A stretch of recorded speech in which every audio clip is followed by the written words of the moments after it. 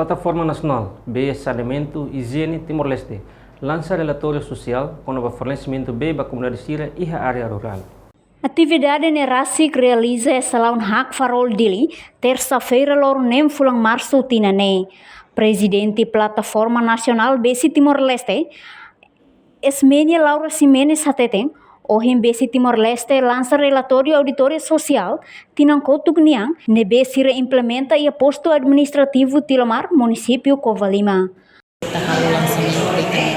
Relatório auditoria social, nebema tinang kotu kita implementa iha município Covalima, iha posto administrativo Tilomar, itania relatório idani terprodus, ilusi itania serviço remoto publicar serviço apoio social civil e auditoria social, SASCAS, nebema implementa atividade auditoria social, pode halo atividade KPK, Kartan Puntuasan Komunidade, nebema kita halau iha suku hak, lalu kita fokus baik iha itani sistema berrelasi, nebema iha suku hak iha posto.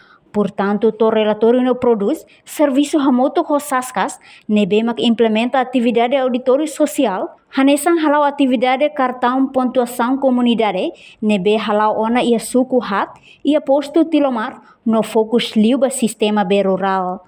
Além de nesse ramos hato ona pedido ba gabinete apoio sociedade civil, o insamak bele continua fali atividade ne, ia município Covalima, mas be ia posto no suku diferente, mas be lataka dalan mos ba continuação ia suku hat nebe termina ona.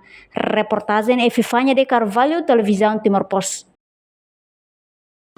Janela informação ba emogoto, atau tem informação atual dia kliu, kita haluha, hane yang botão subscribe, like, halo comentário, no fahe tutang ba media sosial hotu.